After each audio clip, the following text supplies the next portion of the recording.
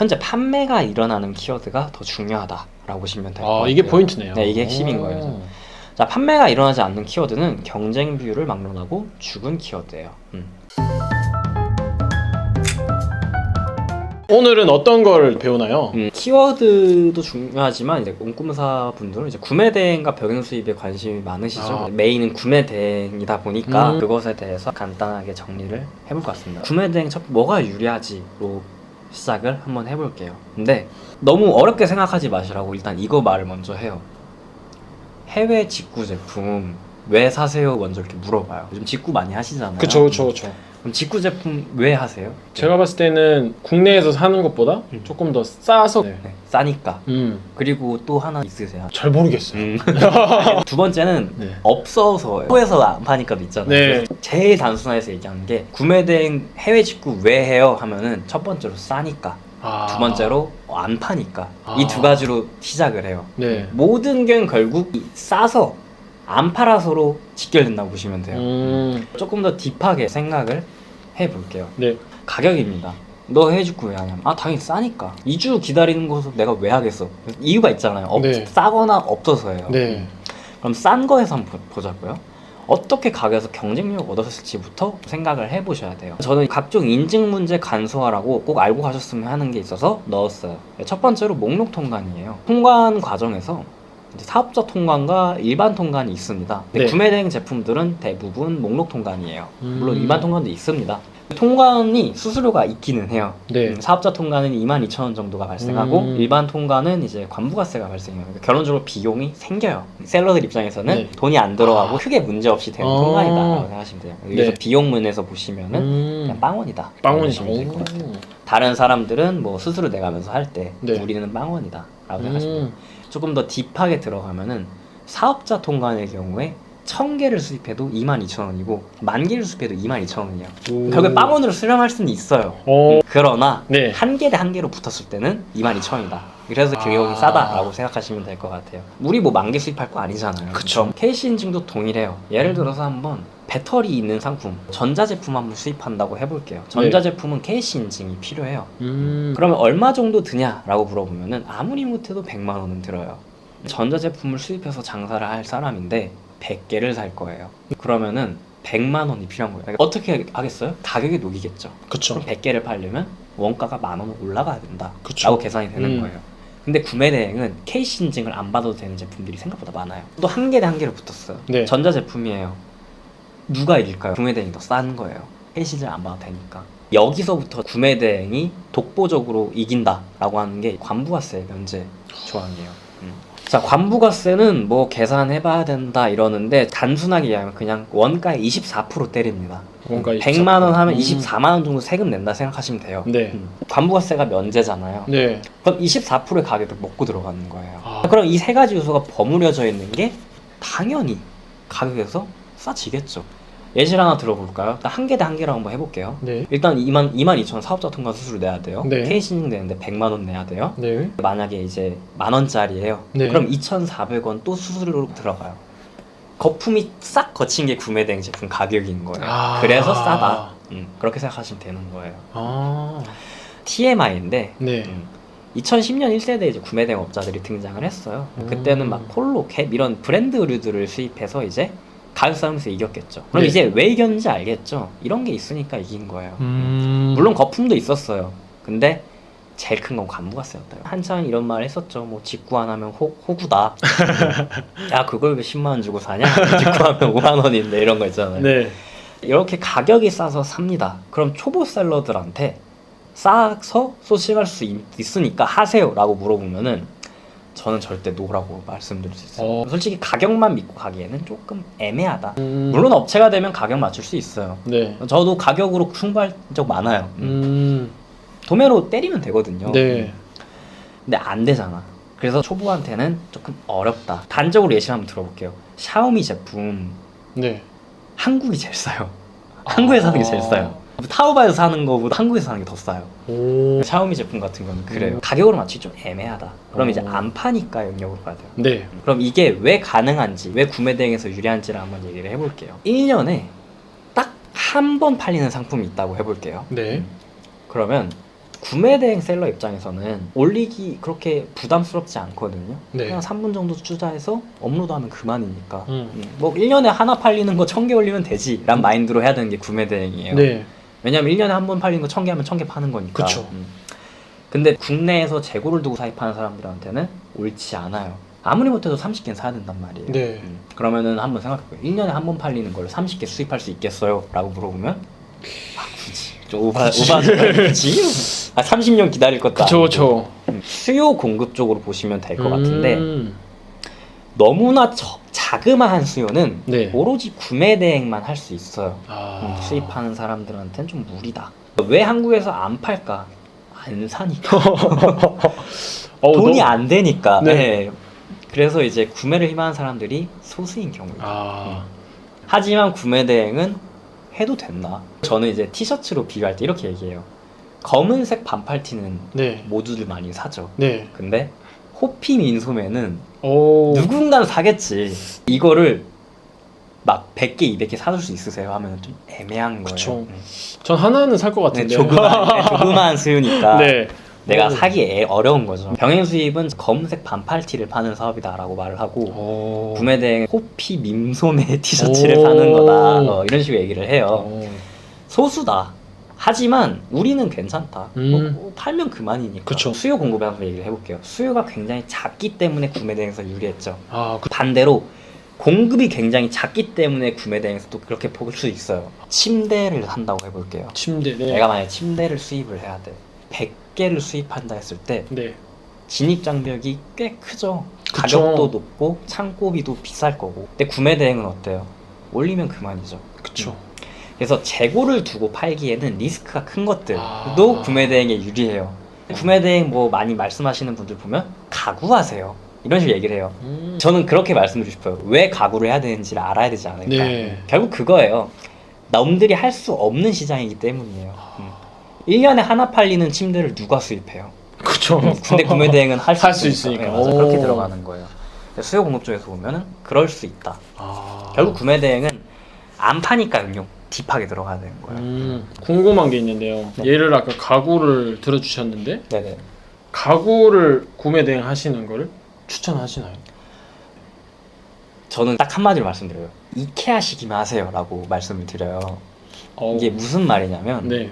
이케아 한번 가보셨으면 아실 건데 네. 이케아를 가면은 상품들이 딱 조립할 수 있게끔 그쵸, 그 알짜배기로 딱 포장이 되어 있어요. 네. 아 이거 뭐 던져도 괜찮겠는데? 네. 이런 생각이 들 정도로 네, 포장이 네, 되어 네. 있어요.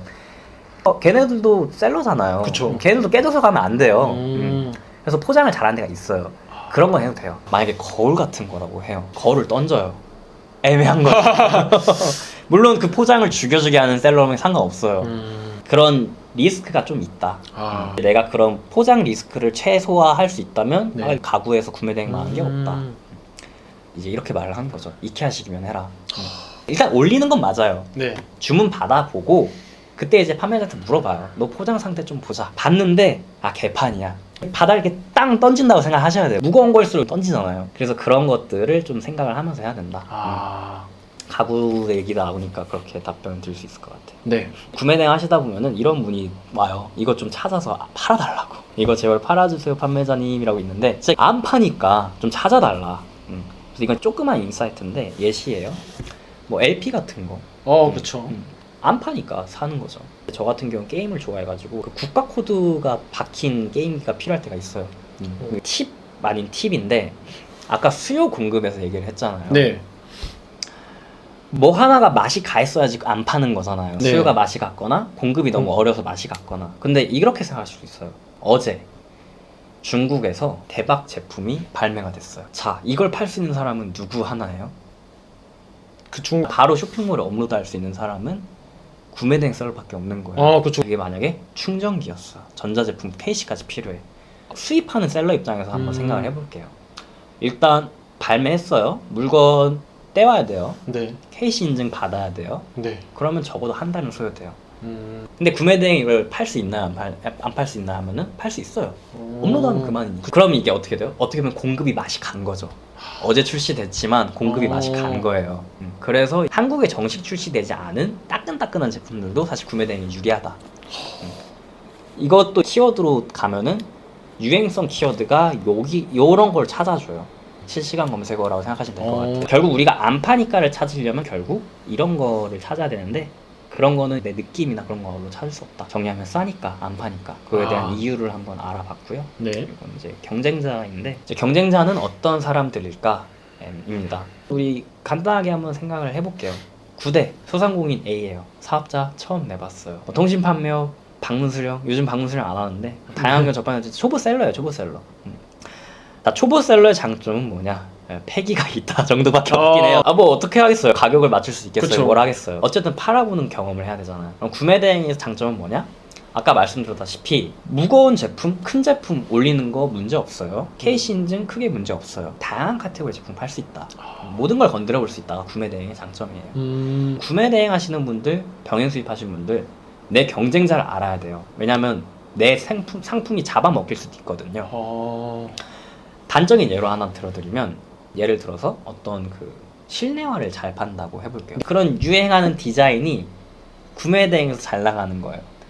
근데 실내화가 네. 아무리 유행이라지만 국내로 들여오는 게 더 낫잖아요. 그쵸. 단가도 낮고 그쵸. 수입하는 게 낫잖아요. 자, 만약에 내가 구매 대행에서 막 20개, 30개를 팔아요. 근데 어느 날 병행 수입셀러가 딱 들어와요. 그 순간 어떻게 될까요? 내 구매량이 진짜 빵이 찍혀요. 그쵸. 그러면 누가 잘못한 거예요? 누가 나쁜 거예요? 그게 아니라 그냥 내가 잘못한 거예요. 나는 이렇게 잘 팔렸는데 수입할 시도조차 안 했으니까. 그래서 경쟁자를 알아야 된다. 그쵸. 왜냐면 내 경쟁자가 먹히는 거를 빨리 알아야 되니까. 음. 그래서 9대 병수들도 알아야 돼. 병수 이제 사입해서 재고 두고 판매하는 경우입니다. 자, 9대 업체나 배대지 통해서 사입해서 판매하는 경우. 재고를 쌓고 판매하기 때문에 의외로 한정적이에요. 한창 쇼핑몰 붐 뜰 때 3대 카테고리가 있었어요. 3대 카테고리가 뭐였냐? 홈트, 애견, 인테리어였어요. 왜일까요? 하고 물어보면은 네. 결국 재고 쌓아야 되니까. 너무 무거운 거 부담스럽거든. 너무 비싼 거 부담스럽거든. 그래서 그게 3대 카테고리였어요. 어마어마한 장점. 국내 배송이라 배송이 빠르다. 굉장히 중요합니다. 배송 일자를 맞출 수 있긴 해요. 당장은 못 맞추기 때문에. 그래서 이런 식으로 할 수 있다. 이렇게 두 개 알면 될 것 같고, 네. 업체 C는 간단히 말씀드리면 재고 사입을 해서 도매로 물건을 떼와서 구매 대행의 가격적인 장점이 있죠. 네. 그것도 가져가고 그 가격적인 장점을 극대화한 게 업체들이에요. 제가 말씀드린 샤오미 같은 게 한국에서 제일 싸요. 샤오미 같은 거라고 생각하시면 돼요. 브랜드는 조금 달라요. 지금까지 우리가 한 것들은 이 상품을 찾아내는 거였다면 브랜드는 그 상품을 만들어내는 거, 가치를 부여하는 거예요. 사업의 끝판왕이죠. 브랜드를 만들고 홍보하고 결국 한 카테고리를 가져가는 경우예요. 네, 결론적으로 말씀을 드리면 브랜드는 마진율이 굉장히 높다. 왜? 상품의 가치를 부여했으니까. 근데 네. 우리가 하는 구매 대행 사업, 병행 수입 사업은 그런 쪽이 아니죠. 특히 구매 대행 쪽에서 취중해서 말씀을 드리면 싸니까 안 파니까의 싸움이고, 초보셀러인 지금의 나는 싸니까를 맞출 수 있는 능력이 아직 좀 부족해요. 그래서 안 파니까의 능력으로 가서 경험을 쌓아야 된다. 네, 그렇게 보시면 될 것 같습니다. 레벨업을 해서 조금 단계가 접히신 분은 네네. 구매 대행이 맞을까? 병수가 맞을까? 이렇게 고민을 한다면은 네네네. 혹시 어떻게 답변을 해주고 싶으세요? 그러면은 딱 그렇게 말씀드릴 것 같아요.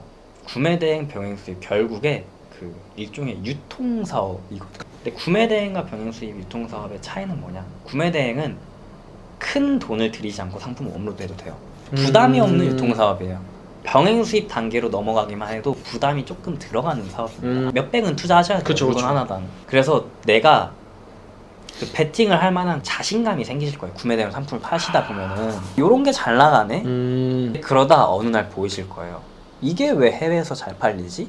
이거 국내에서 팔아도 되는데. 그때 나는 베팅을 하는 거죠. 나는 이게 완판될 거에 내 몇백을 걸겠어. 자신이 생기면 이제 병행수입하는 거예요. 그러니까 유통의 완전 원스텝이라고 보시면 돼요. 이 베팅이 저는 좀 쉽지 않은 것 같아요. 솔직히 좀 불안하잖아요. 그죠. 굉장히 불안하기도 하고. 무무개님 제가 봤을 땐 베팅을 약간 좀 거침없이 하는 것 같은 또 느낌이 들어요. 네, 근데 저는 이제 베팅을 할 때 저도 늘 경계하는 건데 느낌을 무조건 죽여요. 느낌을 무조건 죽이고 무조건 데이터로 보려고 노력을 해요. 하루에 몇 개 팔렸는가, 내 상품의 트래픽은 어느 정도 되는가, 이게 유행으로 끝날 건가 아니면 스테디셀러로 갈 것인가. 딱 맞는 예시가 하나 있어요. 네. 눈오리 아세요? 이게 구매대행에서 나왔었어요. 음. 그래서 구매대행으로 샐러드를 엄청 해먹었어요. 막 나오면 이게 유아용품인지 아닌지도 몰라서 그냥 막 팔거든요. 네. 저도 그때 소신 강의 때 그 얘기를 했었던 것 같아요. 저는 이거 구매대행에서 잘 나가는 유행성인 것 같다. 시즌 상품이기도 하고 이걸 국내로 수입하는 거 배팅을 하냐 하면 저는 솔직히 모르겠어요 라고 얘기를 했었어요. 네. 근데 결과는 어떻게 됐냐 하면은 그날 이제 BTS 한번 딱 그쵸. 나와가지고 그냥 겨울 되면 무조건 사야 되는 아이템으로 돼버렸잖아요. 그래서 저는 최대한 내 느낌으로 배팅하는 순간을 끝까지 밀어요. 계속 구매 대행을 업을 하시다 보면은 보여요. 하루에 3개 정도 나가네? 네. 국내로 들여도 되겠는데? 보통 해외에서 하루 3개는 나가는 제품은 국내로 들어오면 당연히 더 잘 나가요. 당연한 거겠죠. 그래서 그런 것들에 대해서 최대한 판매 내역 그리고 그 해당 키워드의 트래픽에 접근해서 배팅을 하자. 그렇게 생각하시면 될 것 네. 같습니다. 설명을 잘 해주셨지만 여전히 배팅에 막 자신감이 생기진 않네요. 어렵죠. 어려워요. 그래도 좀 해봐야 또 아는 거니까. 어려워. 배팅 하세요라고 말하기에는 다양한 사람이 있고 특히나 저 같은 경우에는 좀 사실 배팅을 되게 못하는 스타일이에요. 저도 살짝 눈 감고 하는 것도 있었죠. 아유 모르겠다 하면서 그러니까 최대한 이게 데이터 후보를 뽑아놓긴 해요. 근데 결국 그쵸. 마지막엔 내가 선택해야 되거든요. 그쵸. 왜냐하면 이게 유행으로 끝날 수도 있고 아닐 수도 있어. 저 같은 경우엔 그것도 어렵더라고요. 눈오리 같은 경우에 저는 이거 유행으로 끝날 것 같아요 라고 말하는 사람이에요. 데이터까진 가져왔어. 이게 잘 나가요까진 가져왔는데 애매한 거죠. 그쵸. 그래서 그 부분에 대해서는 늘 어려운 것 같기는 네. 해요. 아직 내가 너무 모르겠다 하시는 분들은 그런 느낌을 많이 배우셔야 돼요. 중국 구매 대행도 어떻게 보면 중국 위탁 판매예요. 그래서 국내 위탁이든 중국 구매 대행이든 결국에 유통의 원스텝이다. 내가 배팅할 느낌과 데이터를 한번 직접 경험하면서 커보자 라는 마인드에서 저는 되게 괜찮다. 실제로 그걸로 돈을 충분히 벌 수 있고요. 배팅해서 더 커질 수도 있는 거고 그렇게 생각하시면 될 것 같습니다. 네. 오늘 또 좋은 강의 해주셔서 많은 분들이 좋은 정보를 또 얻어가시고 인사이트를 얻어가시면 좋겠습니다. 네, 또 궁금하신 점 있으시면은 댓글 달아주시면은 저희가 또 답변 드리도록 하겠습니다. 다음 또 강의에 만나도록 하겠습니다. 오늘 5강은 어떤 수업인가요? 5강은 저희 이제 목차가 좀 바뀌었죠. 저희가 이제 3등까지 말씀을 드렸어요. 어떠한 사람이 3등이냐 하면은 이제 조회수랑 상품수 그리고 비율이 어떤 것인지 알고 이런 시장이 있구나 좀 인지하고 있는 단계라고 생각을 해요. 단편적으로 보시면은 키워드가 답이 아니다라고 말씀을 하시는 분들 계세요. 아예 잘못됐다 이런 식으로. 근데 그게 아니라 이제 왜 잘못됐는지 그리고 이유가 뭔지를 좀 디테일하게 말씀을 드릴 것 같아요. 네. 틀렸다는 게 아니라 방향이 조금 잘못됐기 때문에 우리가 왜 안 됐는지에 대해서 예시를 한번 들어볼 것 같아요. 조회수, 상품수 비율을 안다는 가정하에 이제 얘기를 진행해 볼게요. 혹시 지금 이 영상을 처음으로 보시는 분들도 계시잖아요. 네네네. 그 전에 올라갔던 영상을 먼저 보는 게 좋을까요? 조회수, 상품수 비율이 무엇인지 모른다면 이해하기가 어려울 것 같아요. 간단하게 얘기를 한번 해드리면 조회수는 상품의 트래픽입니다. 사람들이 많이 사고 싶어 하니까 많이 검색하니까 조회수가 올라가는 거고 상품수는 품목수예요. 만 명이 팔고 있으니까 상품수가 10,000개인 거예요. 그럼 이 조회수가 만이고 상품수가 만이에요. 그걸 나누면 경쟁 강도 1이 되죠. 그래서 경쟁 강도가 낮으면 낮을수록 상품수 대비 조회수가 많기 때문에 경쟁 강도가 낮은 게 좋다. 이걸 알고 시작하시면 될 것 같습니다. 황금 키워드는 쇼핑몰의 완벽한 개념이 아니에요. 이제 황금 키워드는 쇼핑몰을 위한 개념은 좀 아니고 그 블로그 개념과 좀 일맥상통해요. 특히나 이런 거에 관심 있으신 분들은 더 잘 아실 건데 결국에 광고 보여주기 위해서 창출하는 서비스거든요. 그걸 위한 개념인 거예요. 사실은 저는 그쪽도 간단하게 진짜 맛만 보고 왔었는데 쇼핑몰을 위한 개념이라기보다는 블로그 쪽이구나 싶더라고요. 그래서 이거에 대해서 미리 말씀을 드려볼게요. 자, 블로그 대 쇼핑몰이에요. 둘 다 돈을 버는 게 목적인 사람들이에요. 블로그예요. 첫 번째 궁금한 게 생겼어요. 예시로 사업자 등록증 내는 게 궁금해서 검색을 한번 해봤다고 해볼게요. 사업자 등록증을 내는 법이라는 검색어에 굉장히 무궁무진하겠죠. 사업자 등록증 내는 법이 있을 거고 사업자 등록증 발급받는 법이 있을 거고 굉장히 다양할 거예요. 그거마저 키워드로 보는 거예요. 어쨌든 사업자 등록증 내는 법을 검색을 했어요. 자, 그럼 상위에 노출되는 게시글이 있겠죠. 게시글이 당연히 있을 거예요. 재밌게 읽으면서 시간을 보내요. 뭐 그런 거 있잖아요. 오늘은 사업자 등록증을 내는 법 알아볼까요? 날씨가 좋네요. 그 실내 그 네이버 이거 알죠? 제 블로그 아닌가요? 마지막에 오늘은 알아봤습니다. 팩폭. 그러니까 알아보기만 하고 끝나잖아요. 네. 어떻게 보면은 좀 전략적인 선택인 게 돈을 버는 블로그 주인 입장에서는 광고 사이사이에 노출이 되는 것도 중요하지만 또 체류 시간이란 것도 중요해요. 중요하죠. 유튜브도 똑같을 거예요. 네, 맞아요. 그런 식으로 어떻게든 시간을 끌기 위해서 있는 거예요. 네. 그런 식으로 광고에 노출되는 게 목적인 사람들이에요. 블로그는. 자, 그럼 창을 꺼요. 블로그는 돈을 벌었을까요? 라고 했을 때 벌었죠. 노출됐잖아요. 그쵸. 광고 보여줬잖아요. 블로그에 돈을 벌었어요. 그럼 블로그는 키워드가 중요할까요? 안 할까요? 하면은 블로그 주인의 입장은 들어오게 하는 게 메인이에요. 그 다음으로 중요한 거는 시간 끌어서 광고비 뽑아내는 거. 네, 그게 두 개인 거예요. 이제 유튜브로 예시를 들자 하면은 앞에 막 소개하고 뒤까지 보게 하잖아요. 광고 보거나 체류 시간 늘리려고 그런 식으로 똑같아요. 결국 그런 것 같아요. 온라인 비즈니스라는 게. 그럼 블로그 입장에선 황금 키워드가 중요한 거죠. 게시글은 적어서 상위 노출되기가 쉬운데 가성비 있는 것들 뽑아내는 게 중요한 거예요. 그럼 쇼핑몰로 한번 가볼게요. 자, 사고 싶은 게 생겼어요. 네. 검색을 했어요. 상위 노출된 상품을 누를 거예요. 이때까지는 황금 키워드를 어느 정도 쓸 수 있어요. 엄청 큰 시장에서 20페이지보다 조그만 시장에 3페이지가 낫다면 3페이지 누를 수 있잖아요. 자, 그리고 상패를 읽어요. 그리고 구매를 해야 돼요. 그쵸. 만약에 구매를 안 하고 창을 끄면 어떻게 돼요?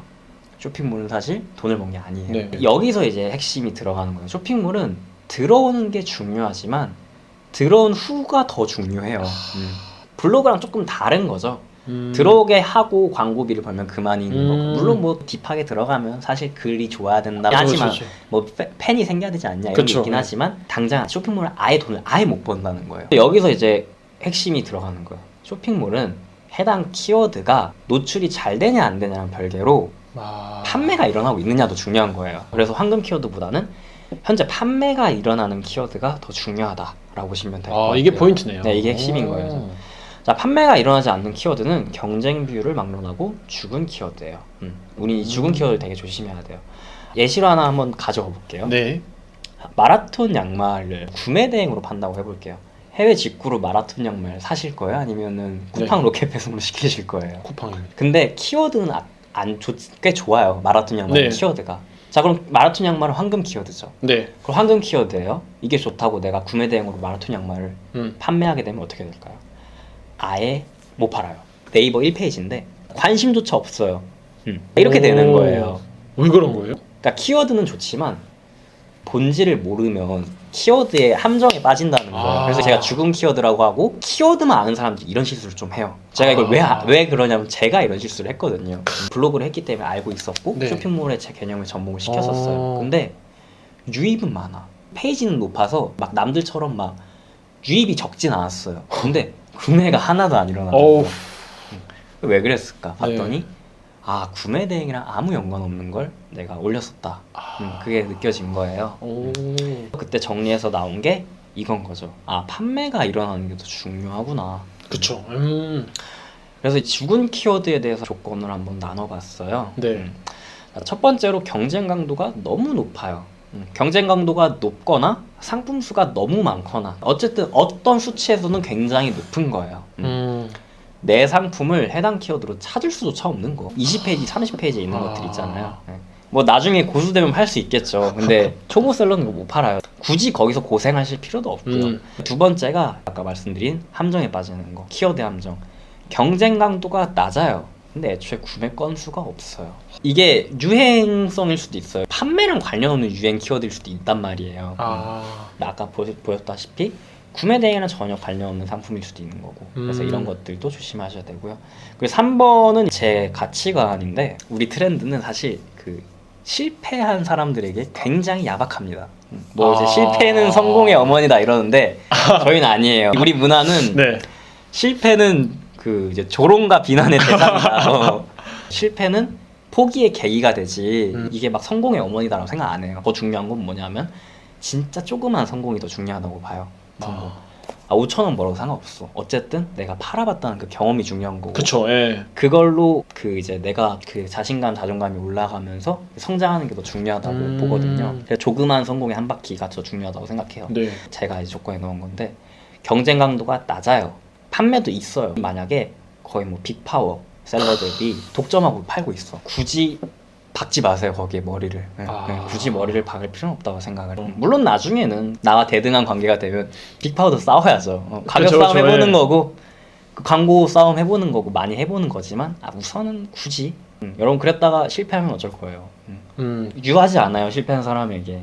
주위에서 굉장히 뭐라 한단 말이에요. 현실은 네, 냉혹하답니다. 저도 그랬고 쇼핑몰을 하면은 그거 해서 돈 되겠니? 라고 했을 때 조금이라도 벌으라고 말할 수 있는 게 되게 중요한 것 같아요. 이번에 말씀드린 거는 키워드도 중요하지만 여기에 함정들이 있다. 결국에 판매가 일어나고 있는 키워드인가가 더 중요하다. 블로그의 예시를 설명을 드렸고요.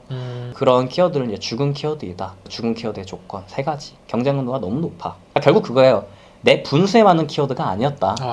내 분수에 맞는 키워드는 아직 좀 조그마한 키워드인 것 같아요. 경쟁어가 낮으나 애초에 구매 건수가 없는 경우 이것도 죽은 키워드죠. 그 마라톤 양말 같이. 3번째로 독점하고 있으면 그냥 뭐 다른 거 한번 찾아보자. 굳이 머리 박으면서 할 필요는 없을 것 같다. 네. 여기까지가 황금 키워드 정답이 아니라 2등의 이제 서론이라고 생각하시면 될 것 같습니다. 네. 이렇게 죽은 키워드의 조건에 대해서 말씀을 해주셨는데 네네. 개념은 이해했어요. 네. 실제 적용을 어떻게 해야 될지는 감이 잘 안 나요. 이건 제 의견이에요. 네. 근데 아무래도 조금이라도 먼저 해본 사람의 의견이 더 낫잖아요. 그 수치에 대해서도 제 의견을 조금 말씀드려볼 예정이에요. 그러면 다음 강의에 네, 다음 나오시는 강의에 거죠? 말씀드릴 것 같습니다. 이거 짜고 치는 거 아니에요, 여러분? 진짜 궁금해서 물어봤는데 네. 다음 강의에 나온다고 하시니까 저도 이 강의가 질문 주시는 것들 토대로 만들다 보니까 결국 그렇게 그쵸. 되긴 하더라고요. 초보자들이 궁금하신 게 다 비슷할 거예요. 네, 제가 맞아요. 봤을 때는. 많이 비슷한 것 같아요. 보통. 빨리 듣고 싶네요. 다음 강의 빨리 네, 해주시기 바랍니다. 그럴 다음 강의에 뵙도록 하겠습니다. 하겠습니다. 네, 감사합니다. 네, 감사합니다.